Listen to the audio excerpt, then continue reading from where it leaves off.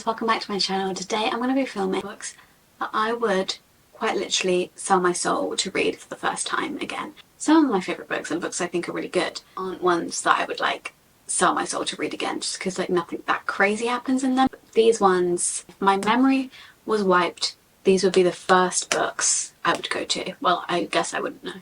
I'll look back on this video. Okay, I'm going to start off with one that I don't have physically, and that is Rock, Paper, Scissors by Alice Feeney, which is a thriller.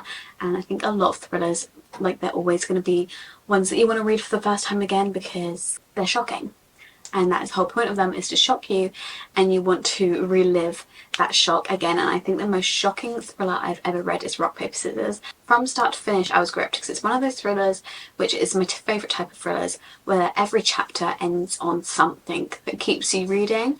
Because sometimes thrillers bore me because the end has the twist, but then throughout it's just kind of boring. The point of a thriller isn't really to like absolutely love the main character. Quite often the main character's kind of boring or weird, like I don't know, they're not really like the most amazing people ever most of the time. You kind of need the story and the plot to grip you more than the characters in a thriller, and I think that one honestly did the characters quite well, to be fair. Like, I didn't really like them, but I was quite interested in them, but also just the plot, it kept going and it kept keeping you hooked on every single page, and I would just love to read that again. It is set in Scotland and they're snowed in and they're basically in the middle of nowhere. Creepy things keep happening on this holiday with each other, and the couple, they're kind of against each other. They just don't really like each other. But then you're getting flashbacks to these letters that the wife used to write to the husband on every year of their anniversary, and you're kind of trying to figure out how they got from that and being in love to what they are now, and it's amazing. Okay, next I've got Normal People by Sally Rooney. More than the book, I kind of just want to watch the series for the first time again. This is one of the rare circumstances where I actually prefer the series to the book. I still love the book, it's still a 5-star book, but I would love to watch the series for the first time again, completely wipe my memory of it, because now I know what happens. I can't actually rewatch it. I tried to rewatch it like 5 times, and I get like 2 episodes in and I'm like, oh, I shouldn't do this to myself. This one obviously follows, if you don't know, it's not obvious, but it follows Marianne and Connell, and they go to high school together. She's kind of like a loner, a loser, and he's in the popular group, but I think his mum cleans for her mum. They kind of know each other that way, and they start meeting up outside of school. They kind of get into a relationship, but he doesn't want anyone to know that he's dating her.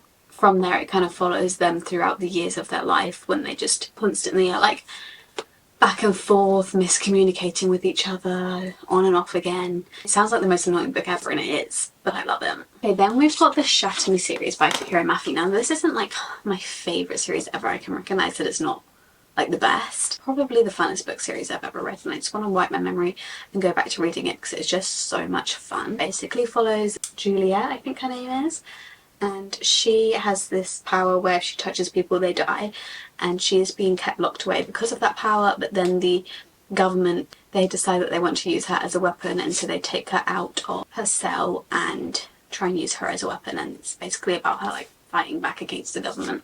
Then we've obviously got Fourth Wing by Rebecca Yarros. I think out of any book, oh, it's got some of my annotation supplies in it.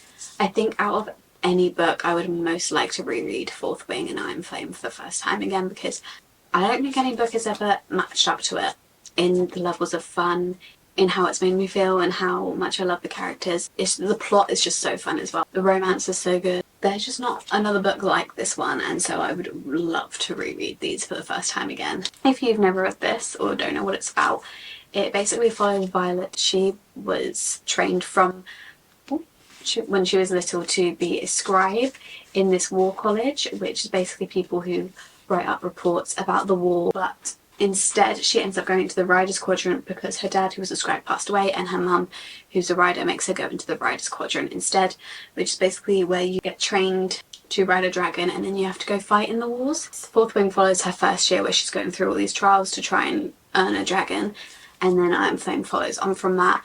But it's just so much fun. Honestly, all I do is think about this book, and so to read it for the first time again would be amazing. I don't know if Onyx Storm is out by the time I upload this, but if it is, then also that one. Okay, then we've got A Good Girl's Guide to Murder by Holly Jackson. Now this series is just Again, one of those series that is just like the most fun. I think the writing is really good and I really enjoy the characters and everything, and I think it is actually just a good book, but it's also just so fun and it's just gripping. I just love books that are gripping. Sometimes you just don't get attached to characters in books or attached to the plot, or you're just not completely interested in what's happening, and so you're not completely hooked on the book. But these books just completely hooked me from start to finish, and I just love that feeling when I'm reading a book, and I always chase that feeling to be like completely obsessed with the book.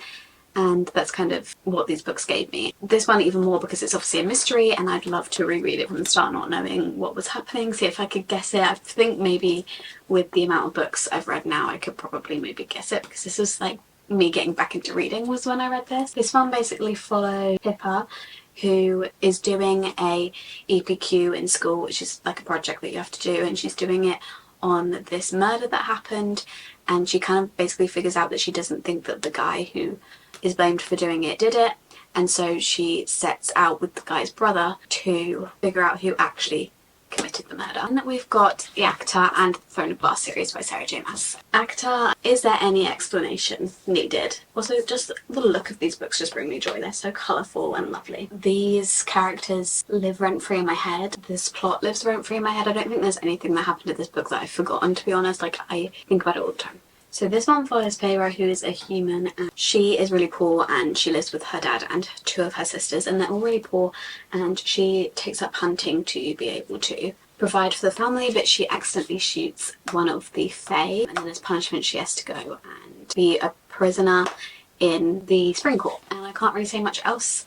I feel like I say this every time I describe these books, but I can't say much because I don't want to spoil anything, and I don't like when you're watching videos and then they say too much about the book and then you're reading the book and you're like, oh, that was not mentioned in the first like chapter, I didn't want to know that. And then the Throne of Glass series is also by Sarah J Maas, and this one is a very similar concept where I can't say much about it, but it's follows Selena Sadothian, who is an assassin. First one, or the prequel, The Assassin's Blade, and that one follows 5 short stories that take place before the Throne of Glass.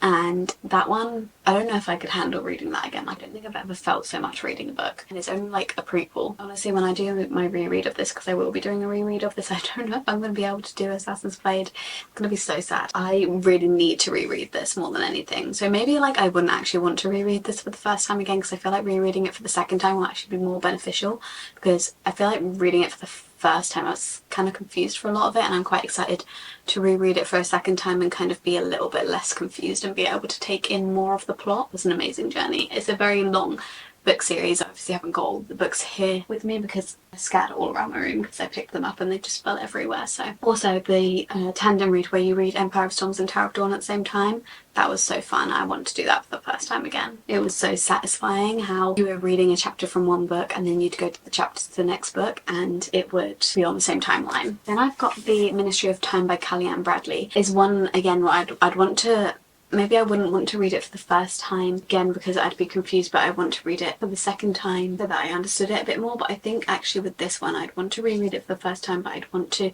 go back and tell myself to learn a little bit more about what this book is about before going into it, because this book actually follows a real event in history and brings those people from that real event in history that happened into the present. I think I wish I understood more about the historical event that it follows, because I was a bit confused about whether it was a real event and what happened and everything.